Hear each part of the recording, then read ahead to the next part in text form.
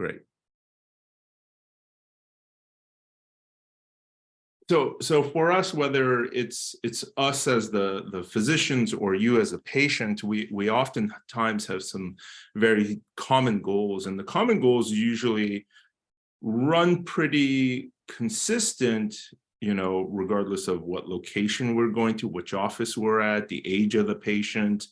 But it's this: we all want to avoid surgery, right? We're all sort of a little bit leery about what it means to have an operation happen, when those things happen, the permanence of that. Number two, we want to stop medications, the dependence on medications and reaching for the medications every time we experience pain. It's not how we want to live our life. And last, whatever solution we have, we want it to have something that improves our quality of life. Oftentimes when we're living in pain, the quality of life is what suffers, and we want that returned. And in order to ensure that, in order to make that happen, a couple of things are also going to be important. We want a plan. We don't want this sort of last minute thought or hearing from a physician that doesn't have this arcing plan about, all right, here's going to be step one and step two. We do want that. But on top of that, we all want it to be safe. We don't want extreme measures. We want something with low risk. We want short recoveries. We want to avoid the pitfalls. And I don't think that asking for these things means that you're asking for impossible things, but I think it is our nature to ask for these sorts of things, because obviously we want to drive them the least amount of impact into our life, into the quality of our lives. So let's go through a couple examples here. The first example here is of a retired psychologist who flies airplanes for a hobby, is also a runner, competitive, and runs also for stress relief. But the back pain ended his running. No more competition, fun, stress relief, all of that stopped. This also significantly limited his flying time. The second example is someone a little bit younger who's a chef, enjoys spending time with his family, has young children, but is in constant motion, right? You're in a busy restaurant moving heavy equipment. This was affecting his work, made it difficult to get through the workday. Even contemplated changing careers, and we understand the different levels of impact of back pain. It can be as significant as yeah, maybe it just ended running, or it might be a career ending. But traditional medicine was really missing the target, and traditional medicine meant surgery, which was not ideal by any means. We know that it's permanent, we know that it's invasive, and we know that the recoveries can be long. Next is the medications. Steroids, we know, are a band-aid. They don't solve anything. They weaken and often damage tissue, and then therefore repeating the steroids just means repeat weakening and repeat damage to the tissue. So not great solution there. And OTC stands for over-the-counter, and we know over-the-counter medications can help lessen the symptoms, but the effects wear off, which means you have to repeat the dose, oftentimes kind of like steroids. 2 months after our patients had their stem cell therapy, the psychologist was back to running, ran the 4th of July 4-mile race here in our local town. He was doing a 13-minute pace, wasn't his speed of choice, but was happy that he was able to run it. Enough so that he's now started to run and train for a half marathon with his grandson. So I'd probably say that's a pretty good success there. The chef was able to return to work full-time, able to provide for his family, and actually both patients have gone on to be pretty good proponents for us and what we do. So how exactly is it that we do what we do? What exactly is the secret? And the secret is that you've got to break this cycle. And this cycle, even though we maybe all live it, maybe don't necessarily know it. And the issue is that pain leads to degeneration, and degeneration leads to more pain, which then is just this progressive cycle where the letters are getting a little bit bigger, where the red is getting a little redder and the arrows are getting a little bit deeper. And this is the thing that we're really trying to end and move away from. And I can tell you that we are successful at doing so. How do we do it? Well, we are the third solution. So if you said the unsuccessful first of surgery and the second being medications, we're the third solution. And why we really feel like and feel so passionate and so strong about this is that our success rates are high. We're talking about therapies that last for years, not just weeks or months.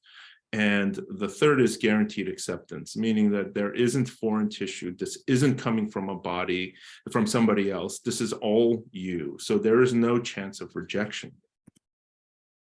But what exactly is regenerative medicine? So regenerative medicine, it's a new field. The whole purpose here is to restore and not replace tissue. So surgeries often are about replacing things, cutting out knees, cutting out hips, drilling in screws, drilling in hardware, but that's not the goal here. It's really to turn damaged tissue into healthy and functional tissue. And this is obviously a different and new concept because we don't have things like this normally in medicine. The different materials here are used to restore this health, including platelets and stem cells. The three circles here are when to use PRP and when to use stem cells, PRP being platelets. So when you're in the small green circle or your problem is smaller or maybe even moderate at the yellow circle, you're talking about the use of PRP. But as the problems get bigger and you're into the red circle, we're really looking at stem cells. So severity of the problem matters. To give you an idea of what exactly happens when tissue is inflamed and damaged, red is bad and green is good. Here's a good example of infiltrating green good cells into the red bad space. The red is what drives your pain. It's what drives stiffness. It's what drives sciatica, nerve pain, neuropathy, the shooting, the aching, the grabbing. So a lot of this that you experience has a real reason for you. It's not just in your head. There's a real reason for you feeling these symptoms. And this is a good short clip of how these cells move from areas of health into damage. I like to use this example when talking about the difference between platelets and stem cells. And I know it's sort of a cute example, but bear with me here. If you can think about Pac-Man and Pac-Man problem, think about the pellets as the pieces of inflammation in your spine, in your knee, your hip, wherever it's damaged. The Pac-Man eating the pellets one at a time is the equivalent of, let's say, what platelet-rich plasma does. And so that's one Pac-Man. But imagine putting 1,000 Pac-Mans into here, eating all the pellets at all the same time. That's what stem cells do. The goal isn't to play any more Pac-Man. The goal is to beat the game, leave the problem behind, and not come back to it. And we're talking about 5 to 10 years of being able to step away from this game, if you will. So where exactly do the cells come from? So the spinning pelvis on the left, or my left, is where the cells are being extracted from. So on the back side of the pelvis there. Then these cells are then inserted into the clear blue spaces along the left side of that spine image. And you can see as the images flip back and forth between degenerative disc to healthy disc, that's the basic concept and idea. Can we take a degenerated disc and make it healthy so that it relieves tension off of the spinal cord, so that it relieves tension off of the nerves? All right, so this is what you want to do, and this is something you're interested in. What does the timeline and schedule look like for us? Well, the very first piece is to obtain a consultation with us, and so you call the office and create that consultation. Once it's decided, we have you go through the MRI. Then pretty quickly after that, we do the first injection, which is a platelet-rich plasma injection. And that is to help take care of some of the more minor issues that surround your knees, surround your hip, surround your spine. Then the second injection is the stem cell and yet more PRP. Here, the PRP has the action of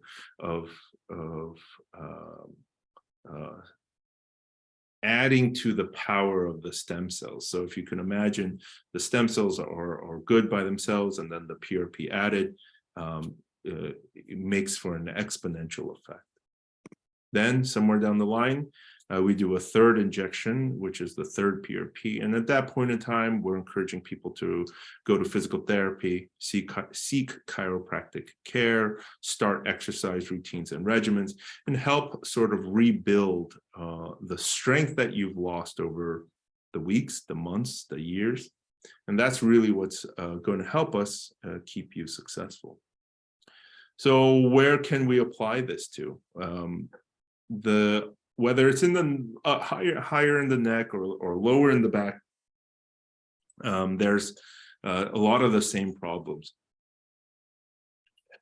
And these issues can be stenosis, arthritis, degenerative disc, sciatica being in the lower back.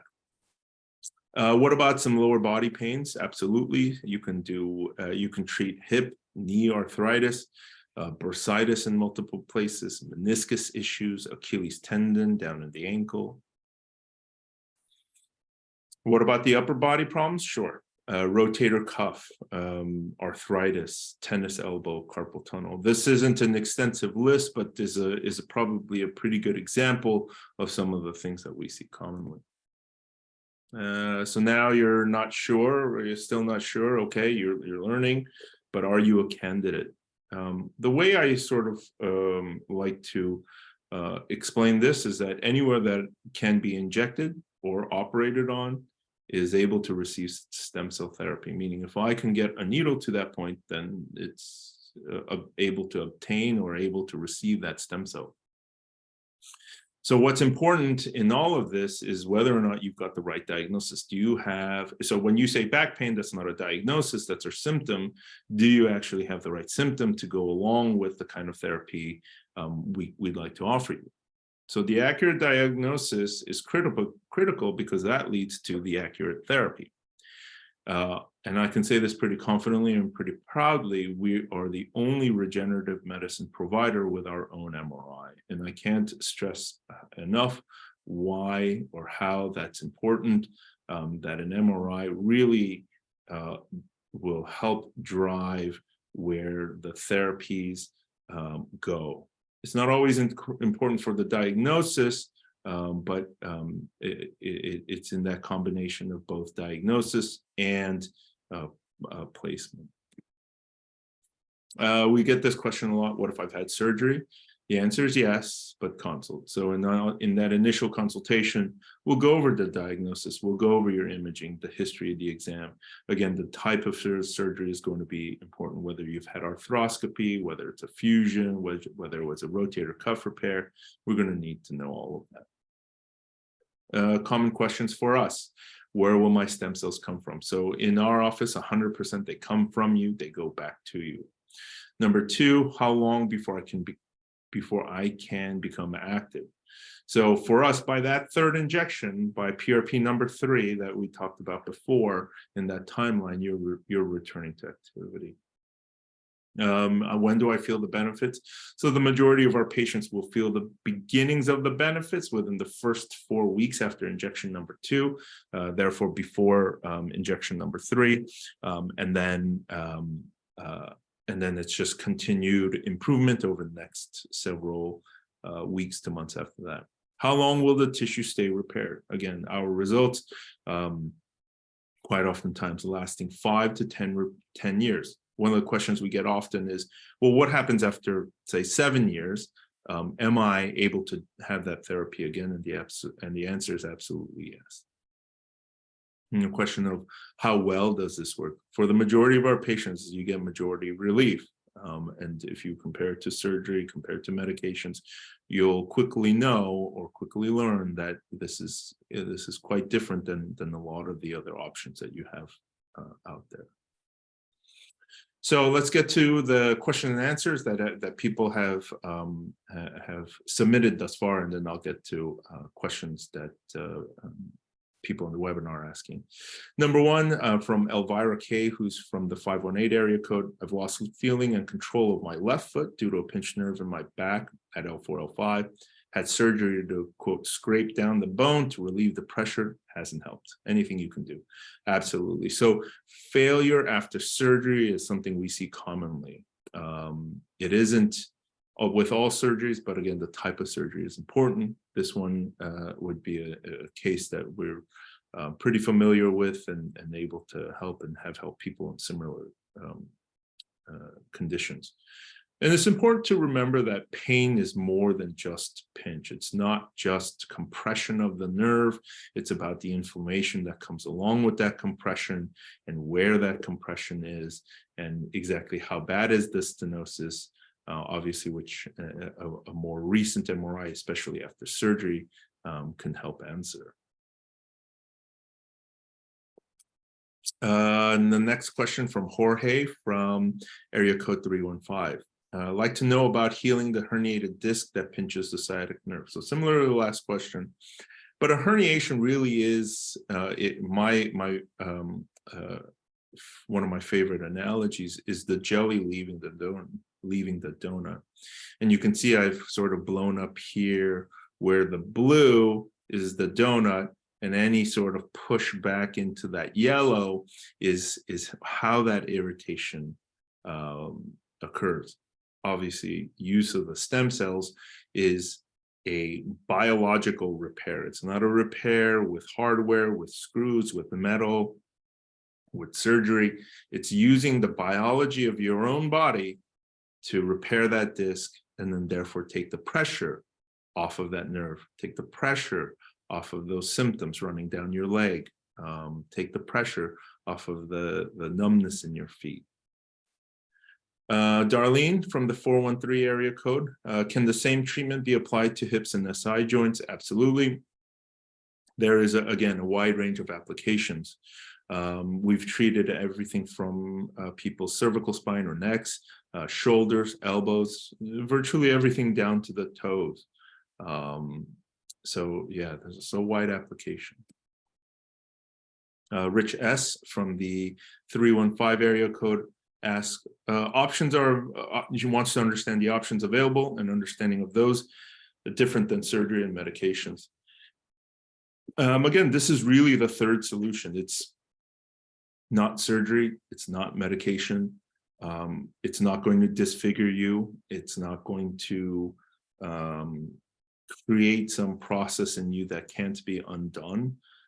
It is utilizing the cells from your own body to really treat the damaged areas that have accumulated over time in your body. Kendra S from 518 asked, if my husband has already had 2 neck surgeries, fusions from 4 to 7, can he benefit from stem cells? Absolutely. So fusion, here this picture is a good example of fusion, and that's when plates and screws are used to connect 2 vertebrae, so two bony levels there. And you can see this is a pretty obnoxious looking surgery. You're drilling something straight into the center of the bone, and obviously that can have its own issues. But what that also leads to is something called adjacent segment disease. So here you have this fusion. But if you can think about the level above it and below it, because of the loss of flexibility at this one level, now the level above it and the level below it need to increase their flexibility, which is why a lot of times people who have fusions end up having future surgery in 2 years, 4 years, 5 years, and then they have surgery, and then a couple of years later, they have yet more surgery. And that's what adjacent segment disease is. And that is one of the shortcomings of fusion. So Jill M from 518 asked about the extreme pain in her hands. Would this procedure help with hands? Yep.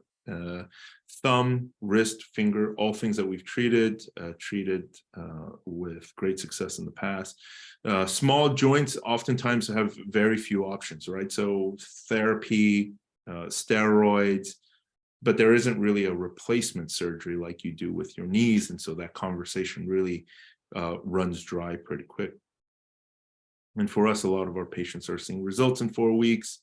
And so that's always a big plus as well. Other areas, ankles, elbows, where things like replacements are a little bit less understood and a little less common.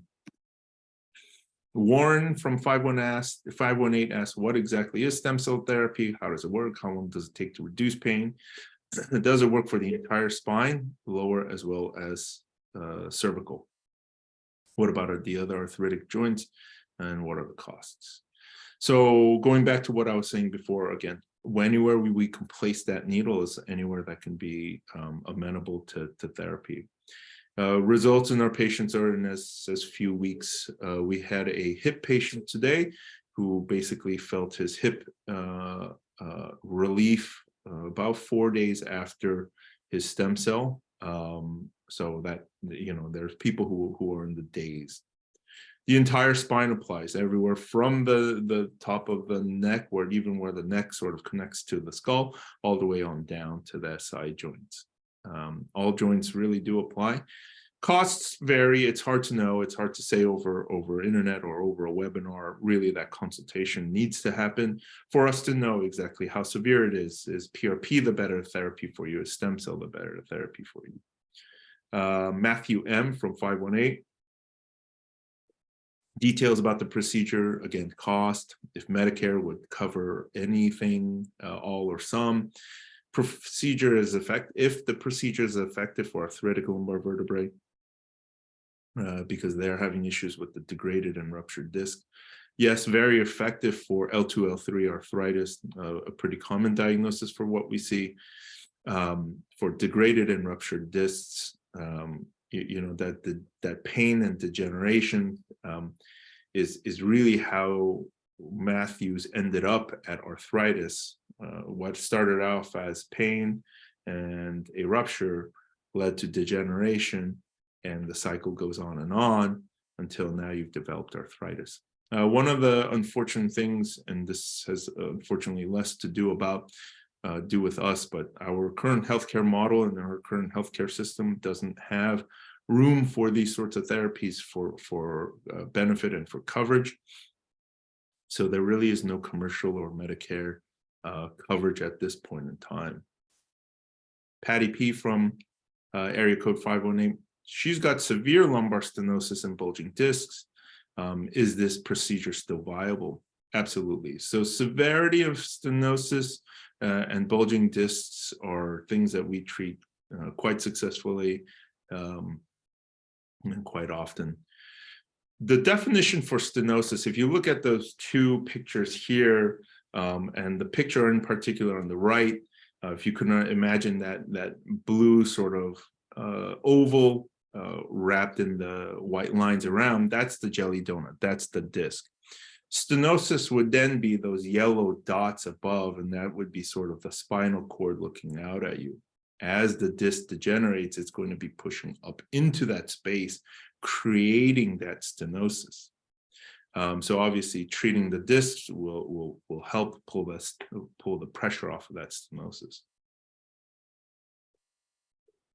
Again, going back to my jelly donut idea, bulging disc is the jelly trying to leave the donut, whereas the herniation is the jelly having already left the donut.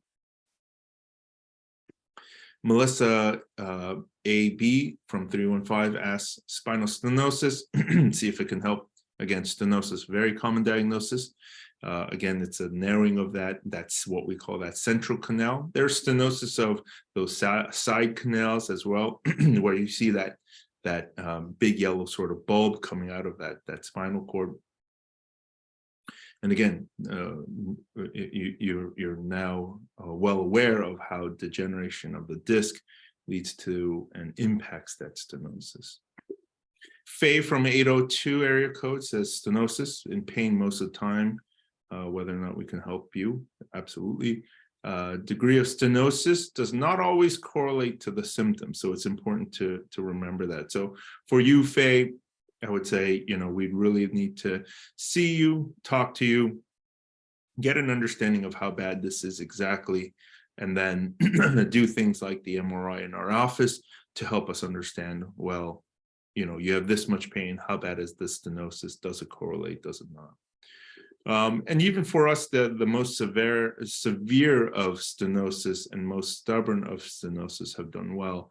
So this is the other thing that we're trying to drive across too, that the MRI doesn't always necessarily convey what the patient is feeling, which is why that examination is pretty important for us.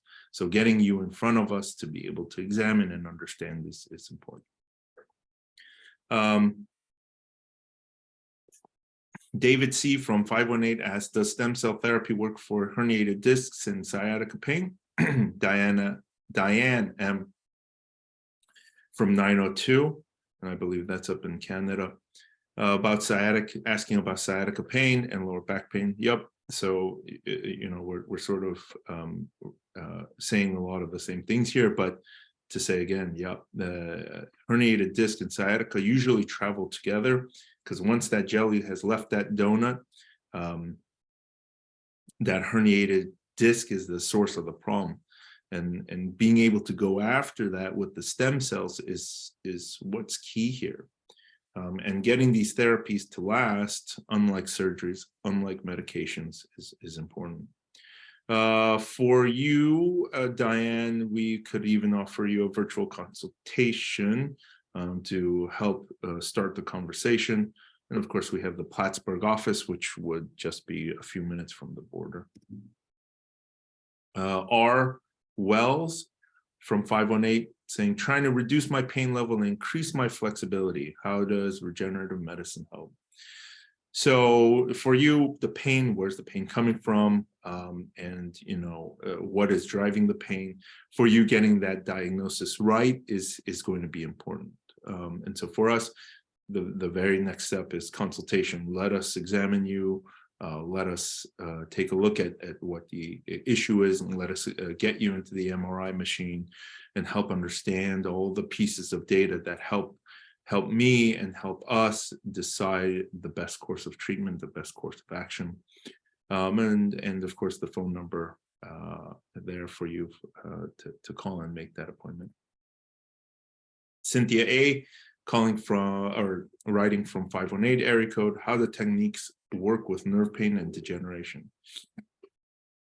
So here's a little better picture of how nerves are affected. You could sort of see the jelly trying to leave that donut again. And as the jelly tries to leave the donut, it is pushing part of that donut into that yellow bulb there, or what we would call the axial nerve. So as that pushes in, you can sort of see a very close relationship, meaning that as the herniated disc heals, you can see how the pressure comes off of that nerve. Theodora F. from 518 asks, is cortisone shot a good first step to relieve inflammation, pain, and stiffness in the neck prior to stem cell or platelet therapy? So cortisone is temporary. There is a role for it. It's not a great role, but there is a role. The issue with cortisone being, of course, that when it wears off, then the effects wear off. We certainly advocate sometimes for a single injection. If your problem just might be solved with one injection, it's certainly worth trialing if you would like to head in that direction. But oftentimes, most patients, by the time they feel something, the cortisone is not often enough. Surgery is often what you'll be pushed towards next. Not by us, but by other offices, and that reaches a certain depth of tissue. but it all also involves a lot of destruction. You've got to remove a lot of skin, fat, muscles in order to make that happen. Our therapy is different in that it's minimally invasive. Nothing's cut, nothing's moved. It's just a use of a needle as you would get, a vaccination shot or something along those lines. So it's that same sort of size and width of a needle. So we're able to get to the most level of depth with the least amount of damage, and I can't stress the importance of that relationship enough. Sig P from 518 asks back pain from sciatica and the L5 disc location.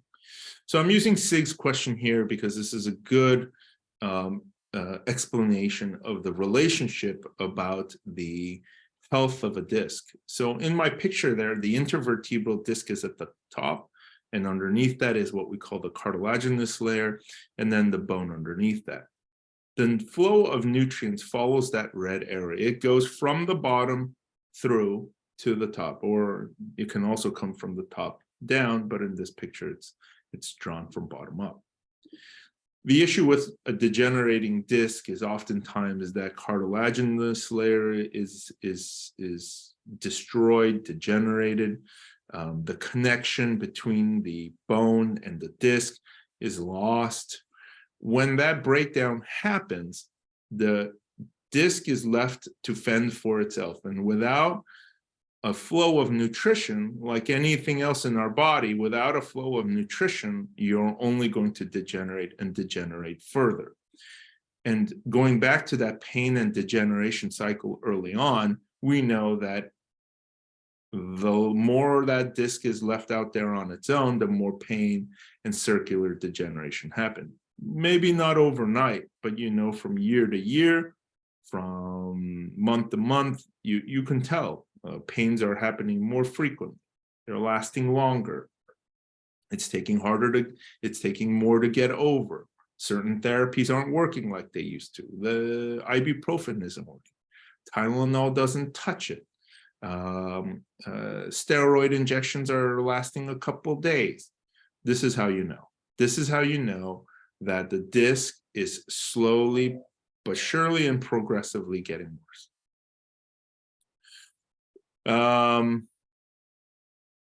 Yeah, so that leads to your pain and stiffness. So David JK from 518 says, how does regenerative medicine help cure degenerative spinal disc? What are the risks? John Van A, also from 518, asks, can it be used for, what in addition to knees can it be used for? It's such a spinal disc regeneration. So the dry sponge is another good example or another good analogy for me. If you leave a dry sponge out, it hardens, it becomes inflexible, it doesn't want to flex, it doesn't want to bend. And that's basically what's happening to your disc, or in some cases inside your knee. And as that stiffens, it is progressively getting worse. You're getting inflammation now around it, causing pain. Stem cells is like taking what used to be wet, then became dry, and then now making it wet again. It is like taking that sponge and holding it under the faucet and letting hydration, letting fluid, letting nutrients flow back into it once more. And that's the critical difference between what we do and what any other therapy out there that's currently offered is different. Eileen R asks, how long does this procedure last specifically for the knee? And so our process very easily lasting from 5 to 10 years, and I can say that pretty confidently. We've been doing stem cells for 10 years. We're the first regenerative medicine practice in the upstate area. We're the only dedicated regenerative medicine practice, meaning we don't do anything else. This is what we do. And each individual is, of course, different, but understanding the science and maximizing that therapy for you, the patient, is important, but that can really only be achieved through a consultation, getting an MRI, and getting as much information as possible. Roger M asked about, can you have a procedure done if you'd had a blood clot in your leg or your knees? in your leg on your knees.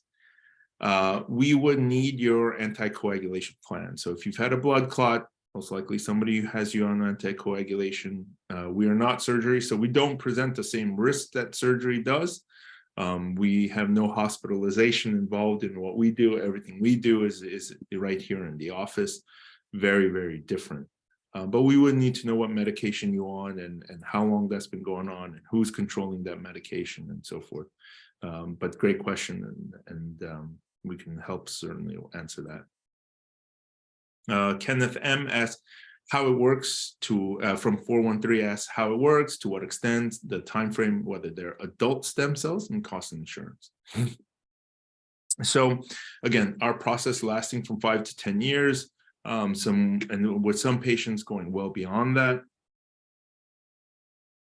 But there is individuality. So what matters to the success of your situation is going to be different than somebody else's, and you bring different factors to it.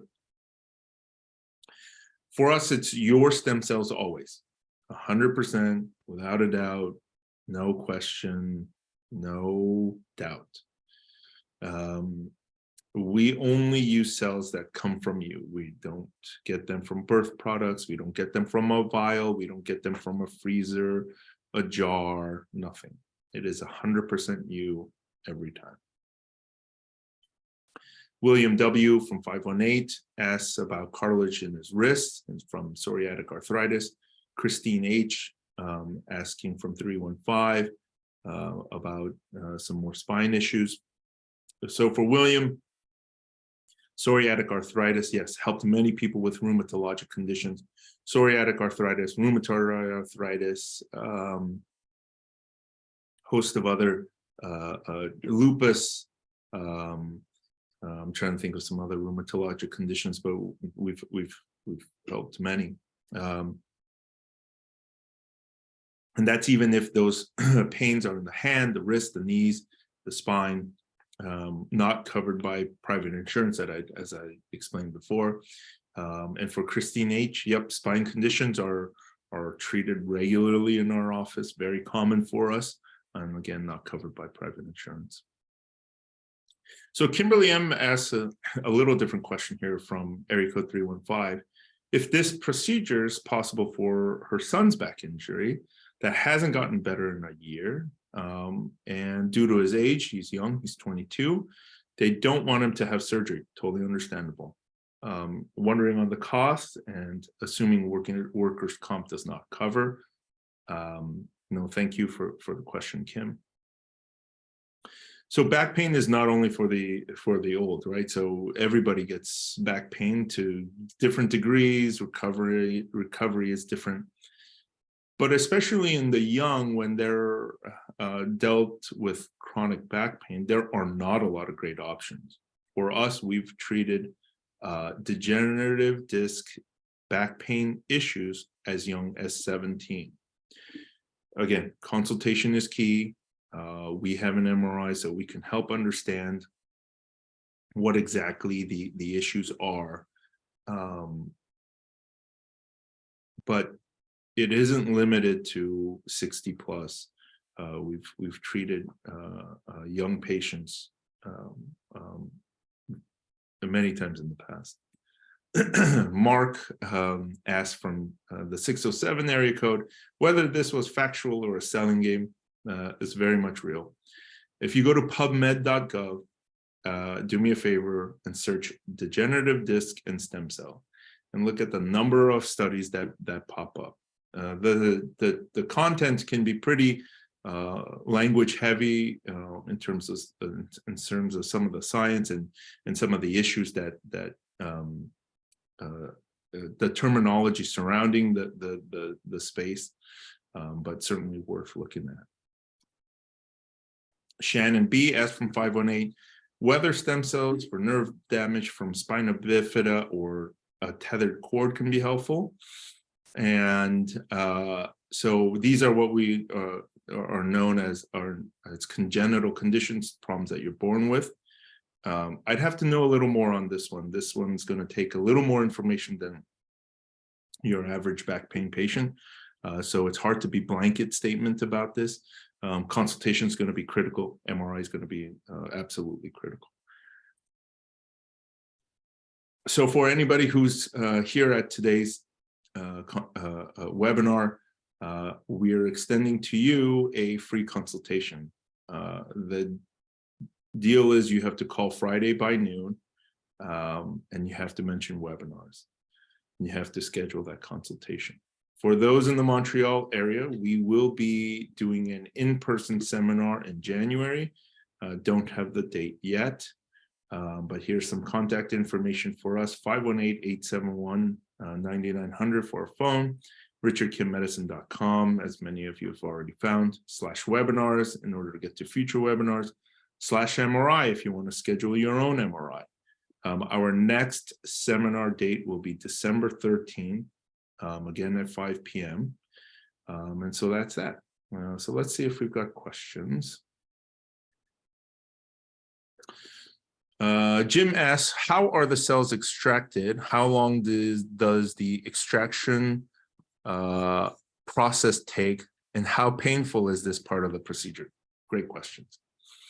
So the cells are extracted from, you saw my spinning model of the pelvis, from the backside of the pelvis. The extraction is done through what we call a bone marrow aspiration. And so for anybody who understands the bone marrow aspiration, how other people's have, other clinicians and physicians have done it and how we do it is very, very, very different. We use an extensive amount of lidocaine, numb the area incredibly well, and go in through what is basically the cortex of the bone into the next phase of bone, which is the marrow. We extract from that side. You are awake while we do it here in the office. We play music. We give you some gently sedating meds beforehand. And again, we numb it very, very well. To the point where I would say that this is not the complaint that, you know, when people have this done and have pain post-procedure, you know, it's recovery from injecting the disc or injecting the knee. But the extraction site is rarely a complaint spot. So thank you for asking for that, and it's something to be mindful of. Warren, thank you for asking questions. Warren writes, I have multiple issues, both upper and lower spine and arthritic joints. Where would you start? Ooh, this is a good one. This is a good one. So to understand where you would want to start, in some cases, in some people, you would think that you want to start from the most severely affected space. For example, if that was your ankle or your knee. But if your spine is involved, I almost always recommend starting from the spine. And I would say lower versus upper. And why I say that is because of core strength. If you can restore your core strength of your lower spine, you can more effectively recover from, say, for example, your neck or your knee. We all know that we've heard every physical therapist and every chiropractor and every personal trainer talk about the importance of core. It's true to me and what I do as well. If you have a strong core, your ability to build upon that, meaning into the neck or into the hips or into the SI joints, is much easier. So start there and build from there. I hope that answers your question.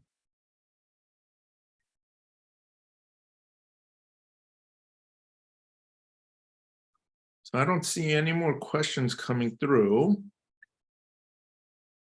And I'll give everybody just a second here.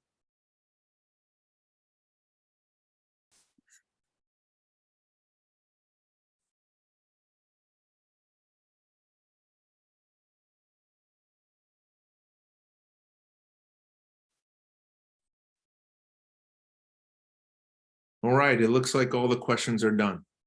Thanks for attending today's webinar. Again, phone number here is 518-871-9900. Our website is richardkimmedicine.com. The next webinar will be December 13th, a Wednesday, again at 5 o'clock. Thanks for joining us.